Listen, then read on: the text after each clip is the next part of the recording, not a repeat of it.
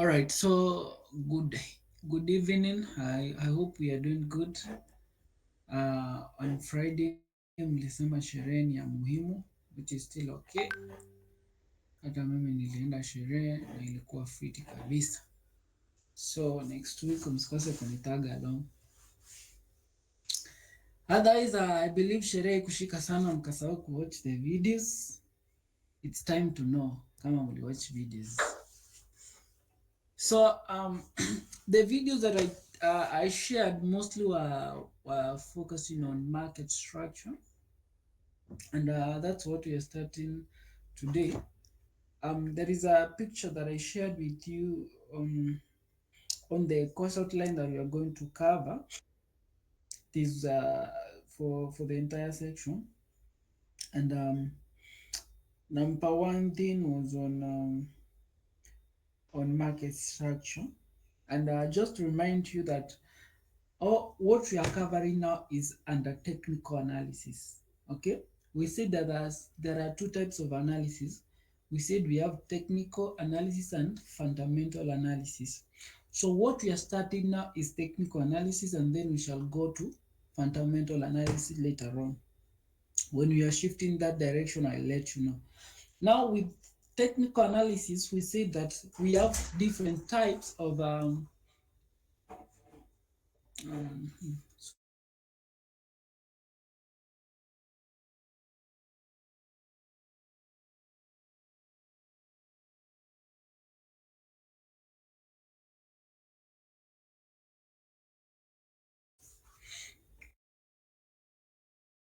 sorry for that. Sorry for that. Sorry for that.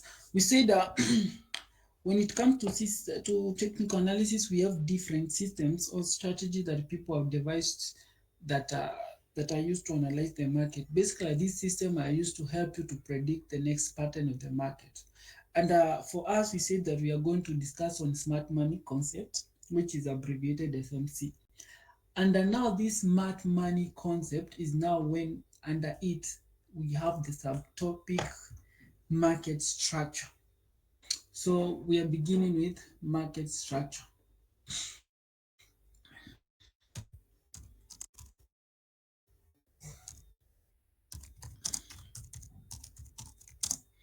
Okay, market structure. So this is very important. In fact, it's the major thing that once you grasp this concept of market structure, in fact, you can make even without having to learn about fundamental, but it's an added advantage when you know market structure and all the other things that come into it. So when it comes to market structure, I know you watched videos on the same, and number one thing when it comes to market structure, we have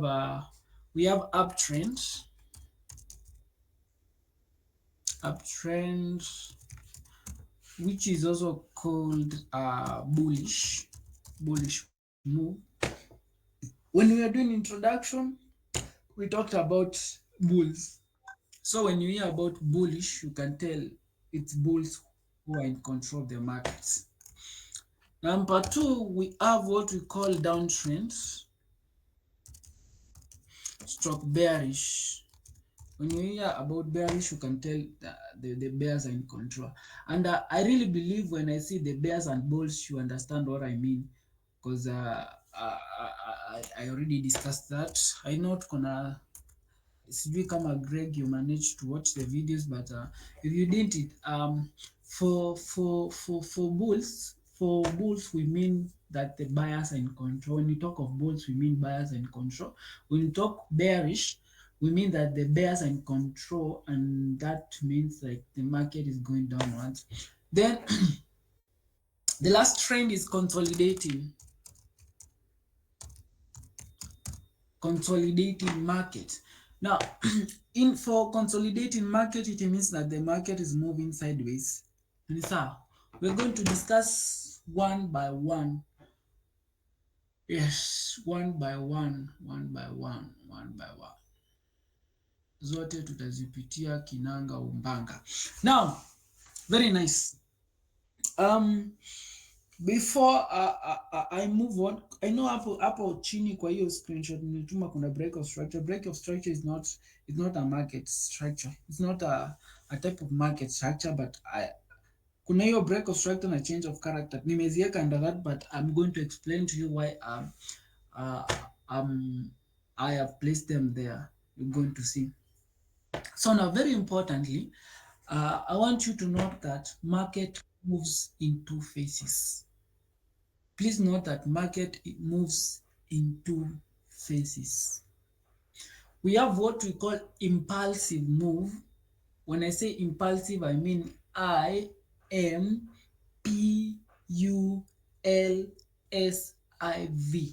Impulsive move, and we have corrective move. I'm going to to illustrate that.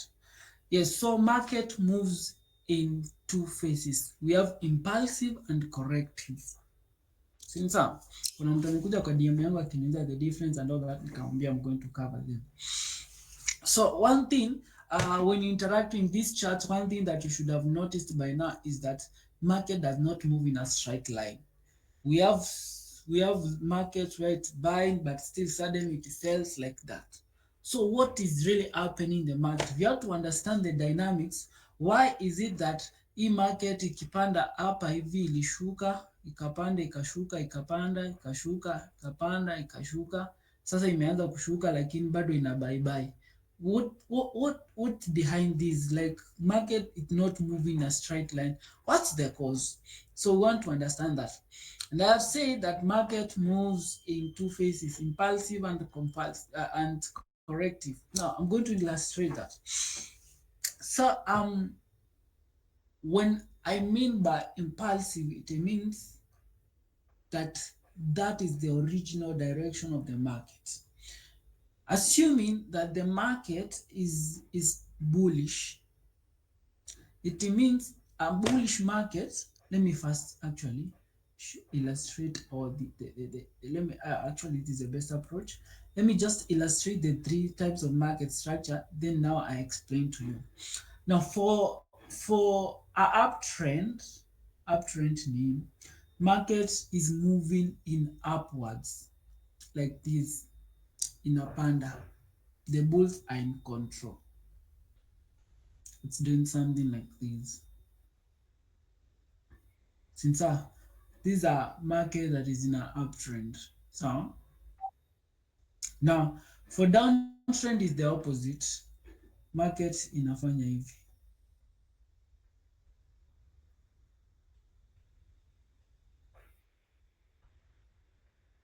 This is a downtrend. For consolidating, it doesn't have a clear direction. So what it is doing in a consolidate to in a clear direction, because if I was to ask you which direction is this market moving, it doesn't have a clear direction. So this is what we call an uptrend.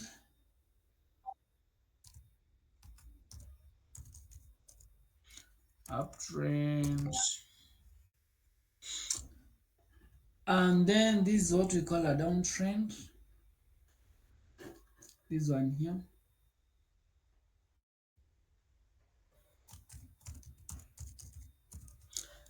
And then this is what we call consolidating market. Doesn't have clear direction.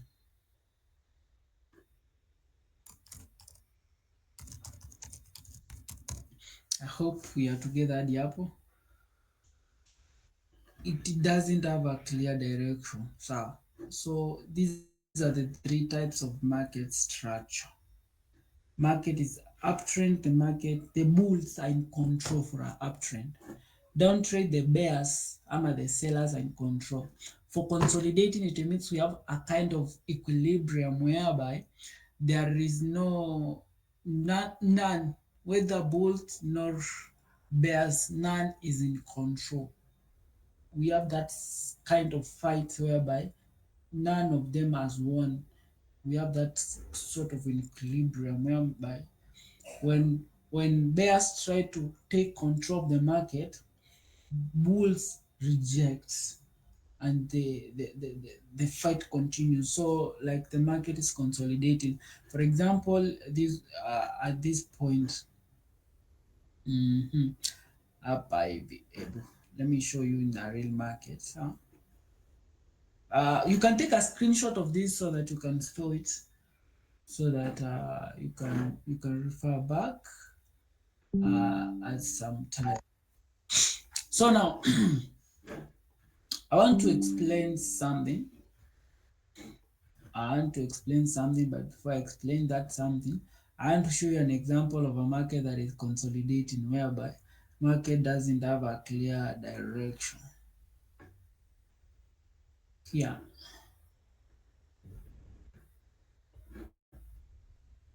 at this level.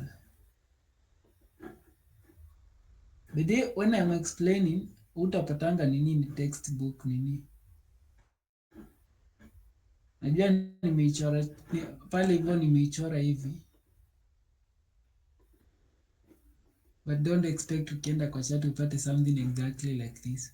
So for this market inafika hapa, ina reject, inarudi hapa, inapanda juu, inarudi. So it's not so clear up to this level where bulls take control. So right, so I will show you more examples as we continue. When I introduce something, the break of structure and all that is when you shall be able to get a clear picture of that. But we're going to cover each one of them into details. I show you in real charts, and then I give you assignments. Msidhani hakutakuwaga assignment. We'll have millions of assignments.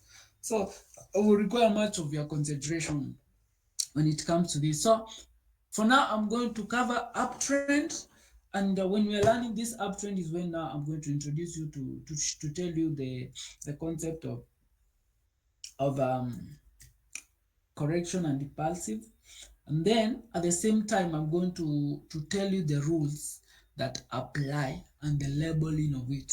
So let's start uptrend. Let me clear this. I'm not supposed to clear the uptrend. Me undo. Wewe don't undo.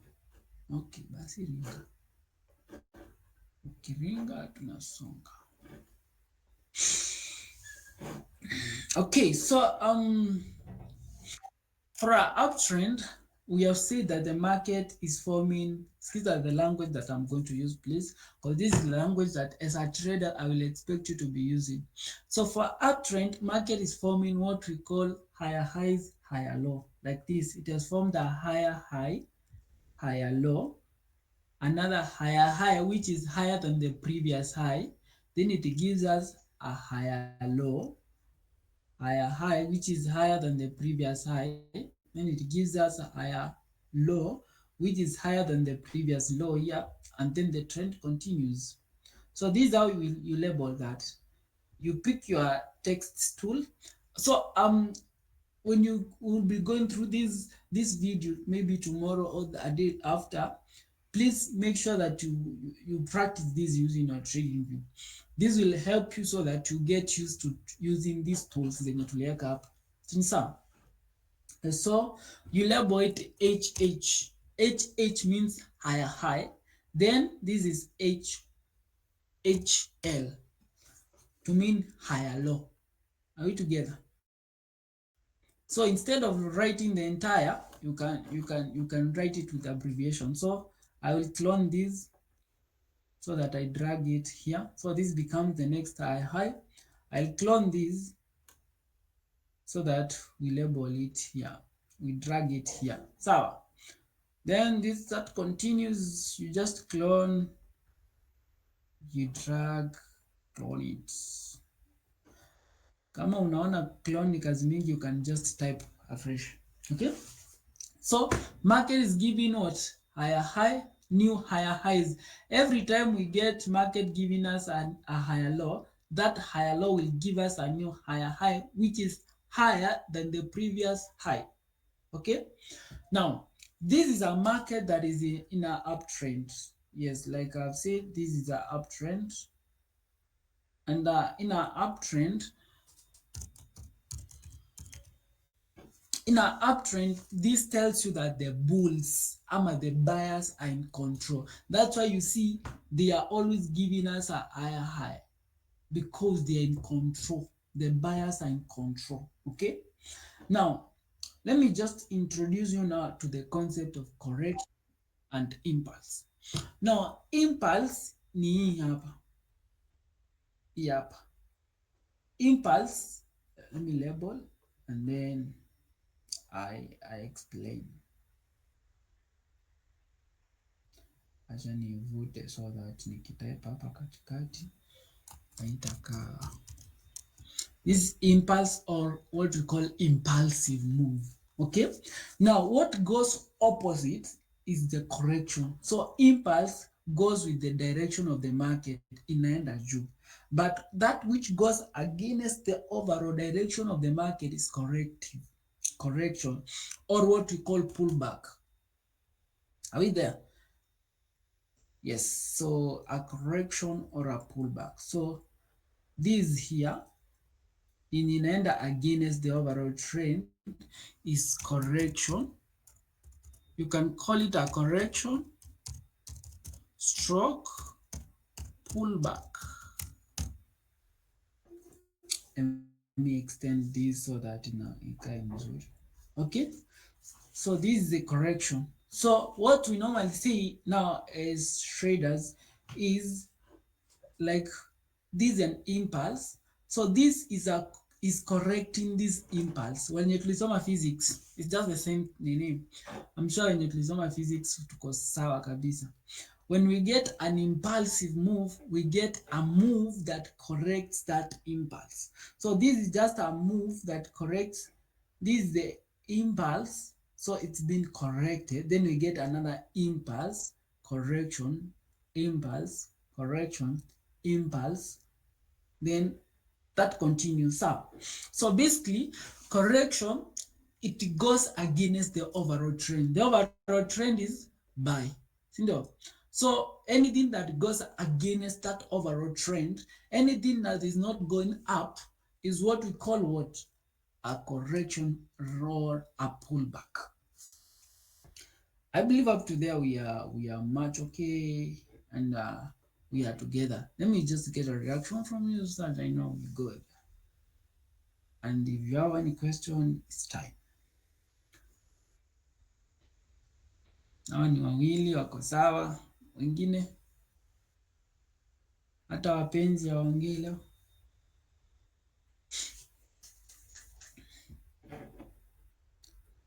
Kiburudia hiyo nini? Hiyo kitu ya correction na hiyo pullback. Right. I'll repeat. Greg, are we good ama kidogo tunakuacha? Good. Sir Victor, uko salama, uko sawa? Good. So I'm going to repeat.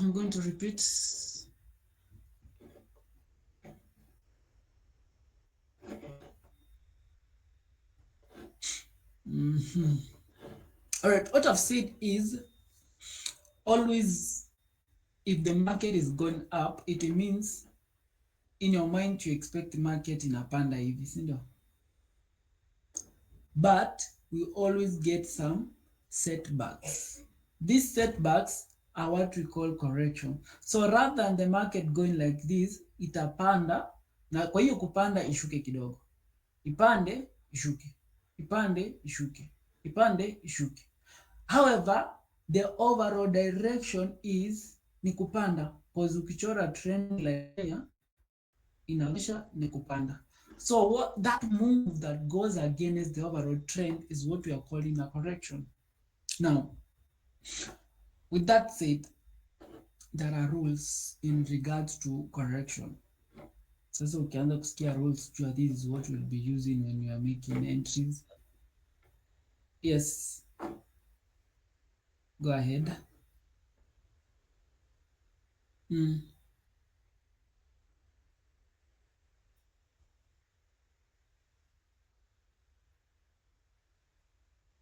Mm. Yes. That's what I'm saying, layman's language. So Um, now, when it comes to this, let me delete this one. When it comes to this correction, we have a rule that says, unaona hii correction ya kushuka hapa hivi, this one here, it should not go below the previous higher low. Let me explain that statement. You see, this correction here, it can correct, like inaweza sell hadi hapa. This is the maximum level that it can come, hadi hapo, then ipande itupe another higher high. It cannot go below this level. So that's a rule that should stick to your mind. That correction should not go below the previous higher low. So the lowest it can go is equal level. So for example, this correction here, the least it can go ni hapa, equal level with the previous higher low. It cannot go past that. And if it goes past that, that is a special case which we call change of character, but I'm going to discuss that later. So that's the rule. Always, the correction should not go below the previous higher low. Same case, unaona this higher low, it should not go below the start of this wave. By the way, we can also call these waves. It cannot go below the start of the previous impulsive wave here. This is the higher low. So this is the least inaweza enda, then ipande itupe another higher high. Is that understood?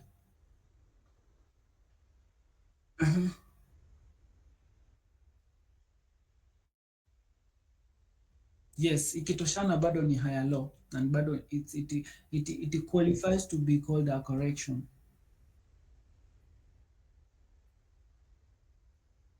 Yes, zote ni HL. So in case iamue kukuwa na kierere ikuja hadi hapa, you'll still label it as higher low. They are all lows, higher lows. Sawa? Niko na swali. So hii correction haiwezi work kwa consolidating. Yes, exactly. For consolidating, we don't hakuna higher high ama higher low. The market is simply ranging. In fact, another name for consolidating is a ranging market. It's in a range. Okay. Now, I want to introduce a concept to your break of structure here. Break of structure, this level. Okay.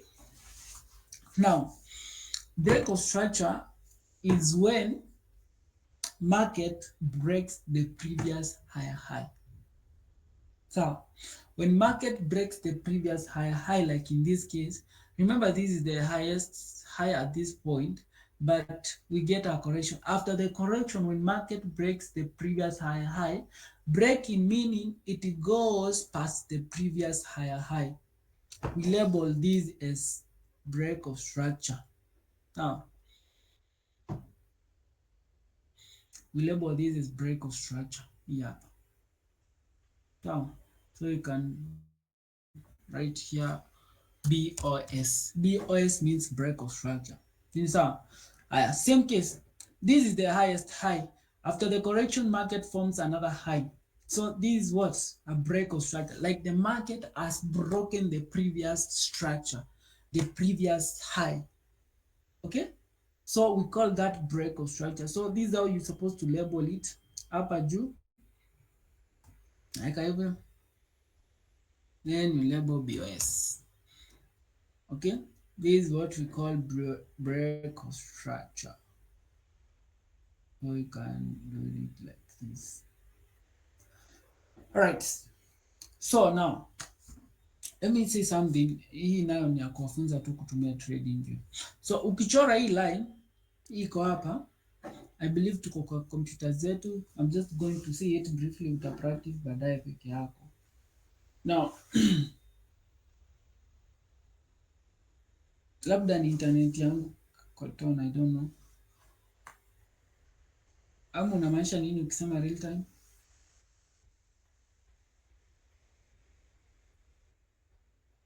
Mm. Sauti inakuwa I think it's my internet but utaedit kabla. So, all right. So now when you're drawing this break of structure, you use this trend line here. Na ukichora hivi kinoma noma, unaweza kataa kuwa serious. Inaweza kataa kuwa straight. So what you normally do, okay, let me delete. Ukishachukua ufinye point ya kwanza, ukidrag press shift. Shift itafanya hiyo line ikuwe straight automatically, then take it anywhere you want. Kama inafika hapo, click hiyo. So you press shift so that the line can be straight. Then ukitaka kuandika, you just click in between, itajileta text, eka kasa hapo katikati, type BOS like that. I'm still teaching you how to use TradingView, but you have a video you're supposed to practice. So hiyo ni bonus. Chai kwa till number. Now, I hope hiyo imeeleweka. I want to take you to real charts. But before I take you to real chart, let me give you guys a bonus on what we call change of character. I'm a church. Change of character. This is how we rate it. Change of character.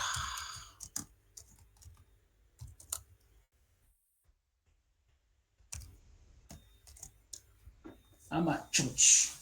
Let me introduce you to this. Then now I show you the real charts on what I'm discussing.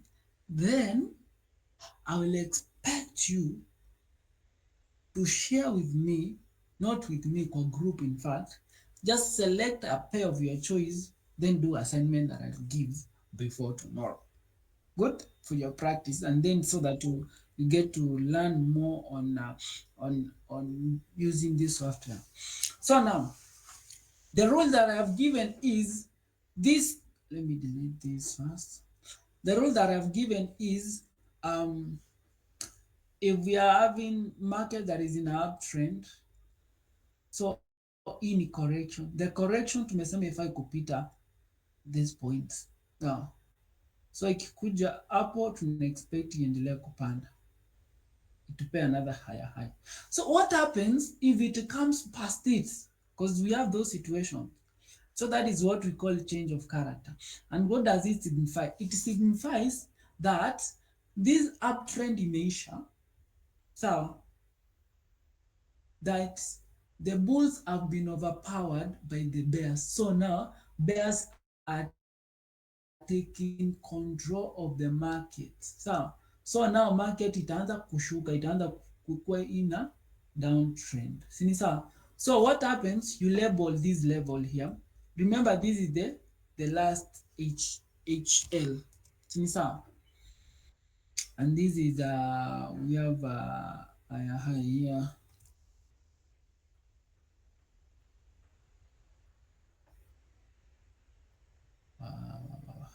Then the last higher. So this is, we expected that since our rules say this correction should not come below past this level here. Sindo? So we expected the market ifanye kitu kama hii. But ikaamua kukua kichwa ngumu. And so what happened is after it decided to be big-headed, ikaamua ku violate our rules. So we got market breaking that higher high. So this level is what we call change of character, church. And that tells you that the market is changing direction. So if you are taking a trade na uone kitu kama hii, that tells you now start looking for sell entries. The uptrend is over. Now we are in a downtrend. That's why we have change of character. Like the characters are changing from bullish to bearish. Is that understood? So let me label it so that you see it. Normally tukilabel tunatumianga hii nini ya karo hii hapa tunaiweka hivi. Same case vile nimesema, ukitaka ikuwe straight, ukishatoa nini yako una press shift, it will automatically become what we call a straight, right? Yes, so then you type.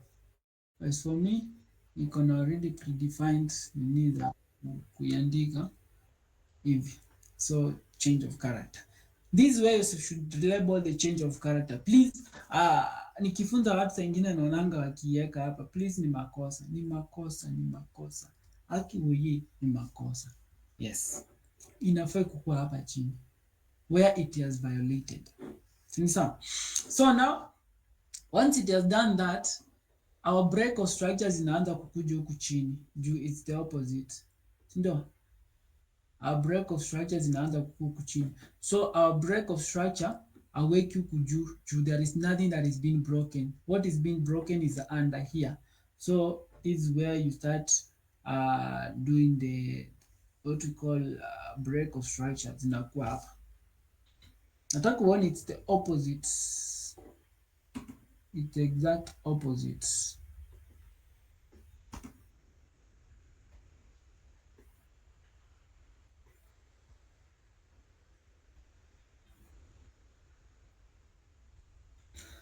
And let me delete this. Nataka so that you see how the difference between change of character and how market shifts from being an uptrend to a downtrend. And the good thing is at least si mara ya kwanza mnasikia hizi because nilikuwa nisha share video already. So this is downtrend.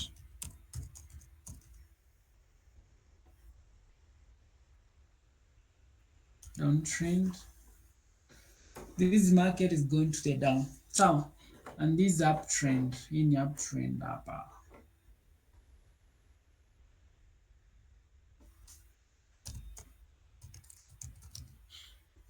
That is an uptrend. Now, remember for a market that is going up, hii hapa, tulikuwa na higher high na higher high. So for downtrend, now we get what we call lower low, lower high. So, yes, so this becomes LL is a lower low, and then after the lower low, we have another low that is even below the previous low. Then is the huku zinaitwa lower high. Lower high. LH. Sawa.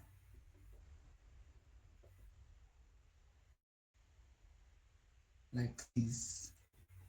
Nimecombine zote pamoja so that I can introduce the concept, a change of character and a break of structure. So now you know why kwa hiyo screenshot I shared kwa group we have break of structure and change of character placed together with ISO market structure. Market structures are only three: uptrend, downtrend, range in market, or what we call consolidating market. For change of character and a break of structure, they are just structure that are forms in the market. It's either on an uptrend or a downtrend. Since yes, so upper ni lower low, lower high. Now there is a rule here for the downtrend. Now impulse ni ya kushuka sasa. Juu market is basically going up. Na correction ni ya kupanda. Juu it's going against the overall trend. The overall trend is downtrend. So this is the impulse, correction, impulse, correction, impulse. Now, for this correction, you do not expect this correction to go past now the previous lower high here. So the correction can come to the equal lows to the equal level with the previous lower high, but not beyond it. Sini sawa? So yes, that's the rule of the mara. Sawa, inaweza kuja hadi hapa nini ama wapi. At some point I'm going to introduce you to the concept called Fibonacci tool, whereby you can easily predict the level where this correction is going to go. Whereby you pick the Fib tool, you pull it like this. but I'm going to show you that niko introduce to premium na discounted zones. I don't want to put a lot of concepts together. Okay, yes, so these are downtrend, these are uptrend. This is where we have change of character, break of structure, break of structure. Sinisa, yes. Do you have any question or any confusion? I can repeat on that. I can see our 1 hour I call much question. Do you have any question? Yes, Don. Uh, Roba, rudi hapo kwa impulse na corrective move when the trend changes to bearish move.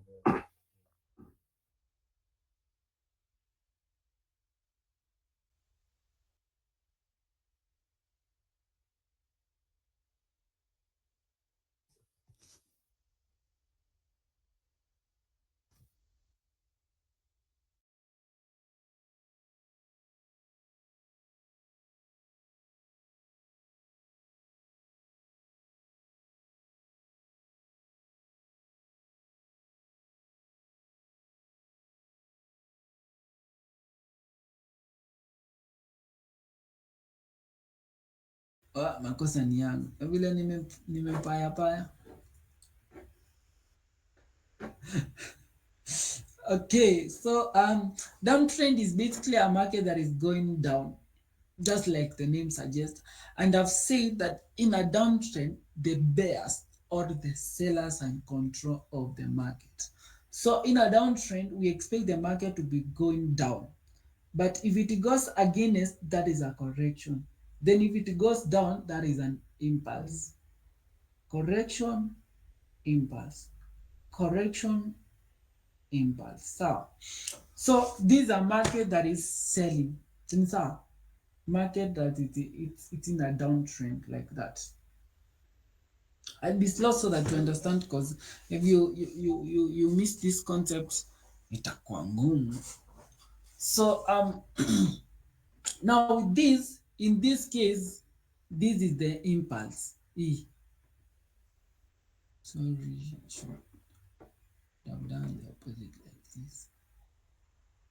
So this is the impulse.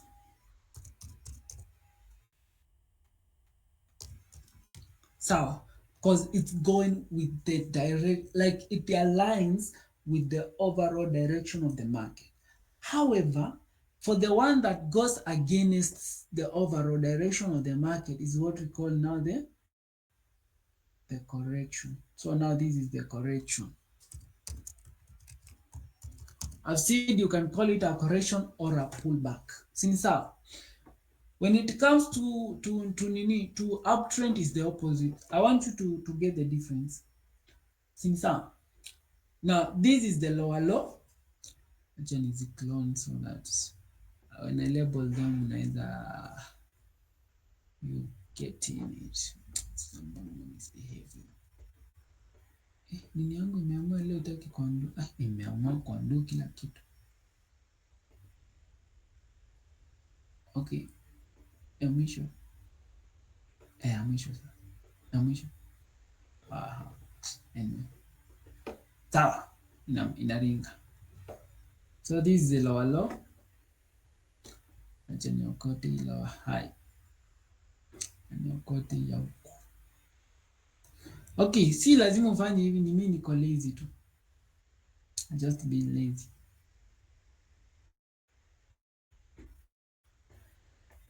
So that's how you label the nini.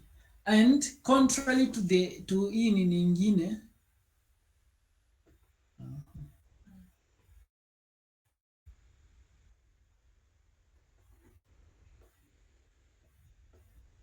contrary to bullish move, for break of structures iko huku chini, juu market is going lower.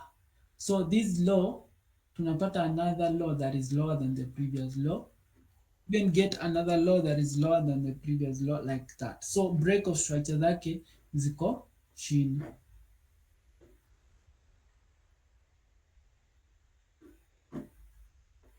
Sini sawa? Now, I want to compare so that you get a difference. The reason kwa uptrend break of structure zake ziko juu ni market inapanda, continuously giving us a new highs. So because tunapanda juu, uptrend. That's why break of structure, they are on the up. But when it comes to the downtrend here, the break of structure is to the down because the market is going down, so it is giving us new lows after every correction. In fact, a correction is just a preparation for market to give us a new high or a new low. Since a new high for uptrend, a new low for a downtrend. So a correction, we are having this correction, so the market gives us a new high for uptrend. We are having this correction here so that the market gives us a new low for a lot for a downtrend. Are we together? Is that concept well understood? Because when you go to charts, it's going to be exactly the same. So I expect you to have understood it. That's why nawafunza kama watoto ndo mwelewe, because saa ingine inaweza kuwa complicated but it is very easy in the real sense. Sini sawa? Okay, very nice. Now I'm going to clear everything. I'm just going to give you 2 examples. My goal ni kumaliza 22:30 juu watu wengine tuko na familia na mabibi wanasema tukule, wanasema kukula. Okay? Hey, kuna kitu nimesahau pia. But iko tu sawa, tawanyisha kesho. So these markets ukiangalia imefanya kitu kama hii. Let me go to a higher time frame so that you can get a clear picture of what I'm saying. I'm going to pick yote. So we have a higher high here, higher low, higher high, higher low, higher high. Like the market imefanya kitu. Umeona kitu kama hii? So break of structure ni hapa.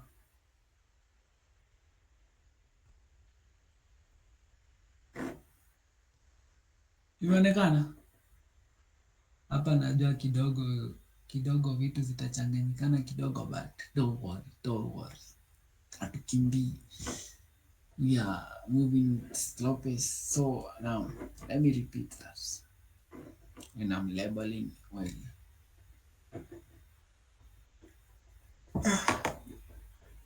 So this is it. Actually nimeanza hapa tu, but inafai kuanza. You just pick where you want the market to start. Nimeanza hapa juu ya what can fit in my screen, but inafai kuanza hapa chini. Because this is where we hit the final break and any change of character after the market hapa hivi. But acha nisiwachanganye na hiyo. So we are starting from this level hapa chini. Hapa. Sawa? So what happened is market ilipanda, ikatupea a correction, ikapanda, ikatupea a correction, ikapanda, ikatupea correction, na ikapanda zaidi. So I want you to notice something. This correction hii ndo mzuri. Haijaenda below this point, ime respect this low. Same case to this correction hapa, ime respect this low. Ime come to equal levels, but it has respected it. Sini sawa? Then tuko hapa. So if I was to label this is what we call now the final break of structure. This is where we have the break of structure here.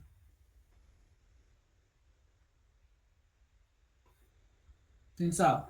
Another break of structure is here.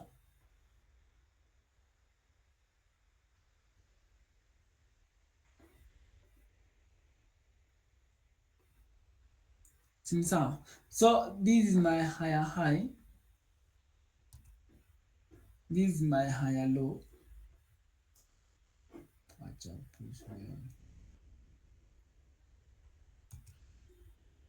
And this is my higher high. This is my higher low. So I want you to see something. Now this line was just meant to help you see. Si mnaziona sasa. The reason nilikuwa natumia tule utu tunini tutakuonyesha the exact points that I'm labeling. Kumbuka tulianza hapa chini, tukakuja hapo, hivyo. This is where we have the break of structure here. This is where we have the high. This is the higher low.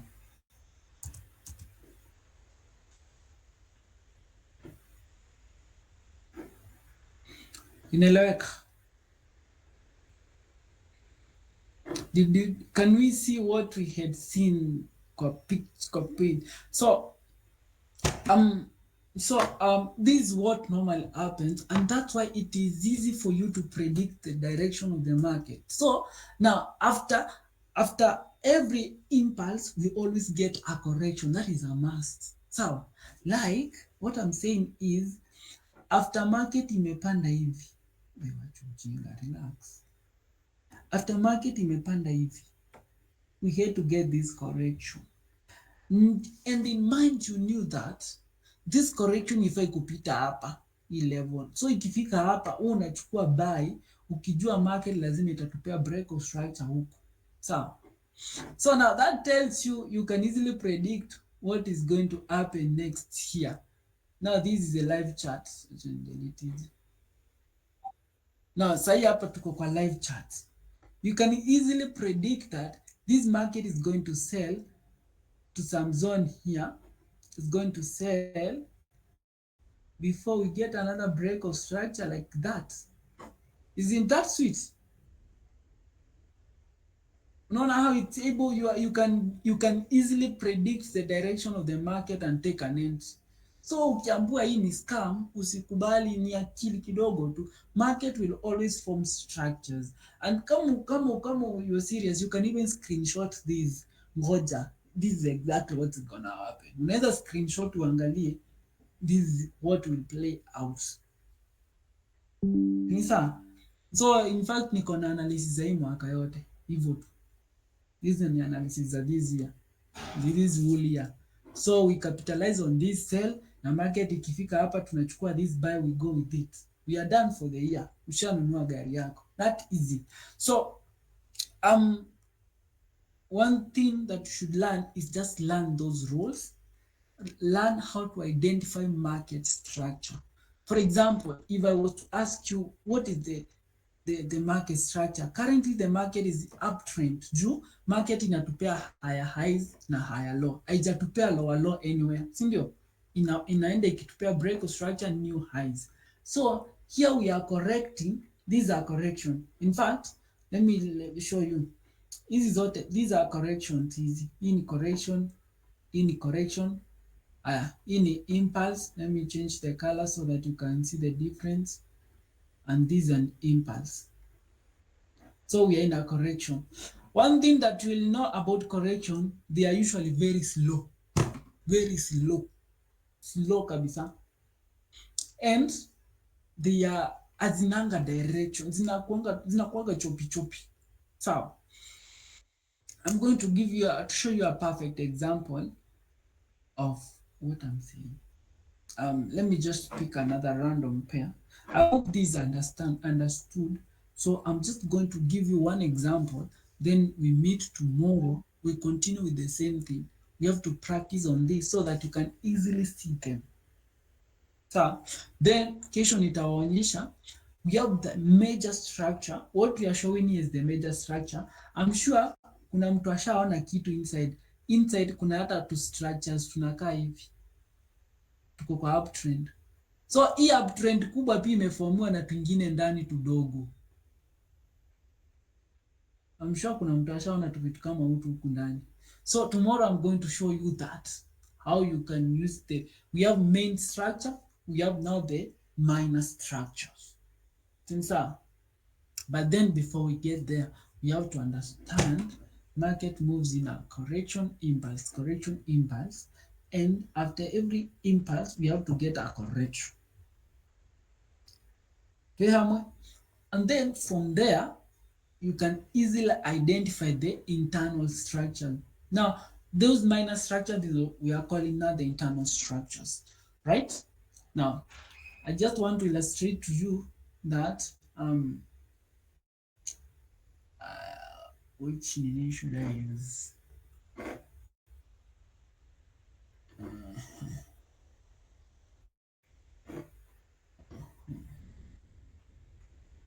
I want to show you how corrections are usually messy.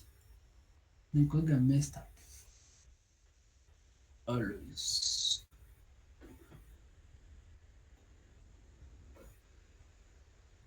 So, I want you to look at this. In fact, nataka tuanze hapa. Let me use this horizontal ray here. So, this is an impulse. So, correction, impulse, correction, impulse. I hope that's clear. So, is this market in an uptrend or downtrend? Somebody?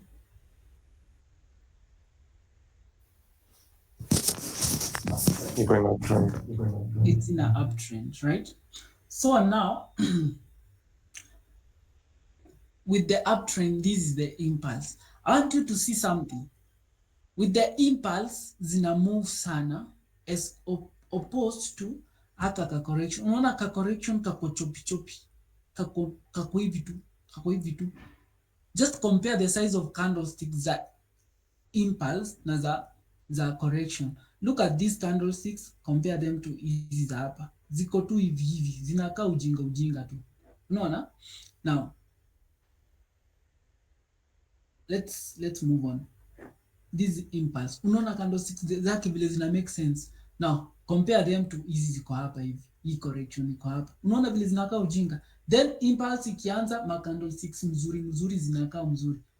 Correction ikianza, unaona vitu zenye zina form. So that's how you can easily differentiate between a correction and impulse. For an impulse, the candlesticks zinaformiwa zinakuaga na good momentum, they have strength na zinakuaga huge candlesticks zenye zinaonyesha direction nzuri. But for correction, zinakaaga confused. It's like a market that is inataka kuconsolidate, inataka kushuka, haiko sure, it's confused. So that's how you can easily differentiate between an impulse and a correction. Is that clear? So with this break of structure here, break of structure here, okay. Then tunapanda break of structure hii huku, then tunaendelea like inafanya kitu kama hii. Let me use arrow so that I can easily illustrate. Inafanya hivi. This is what is happening.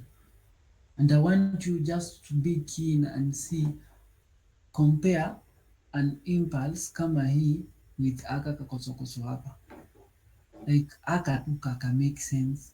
Compare it na hii. Na hii. Iko na momentum. Compare hiyo na aka.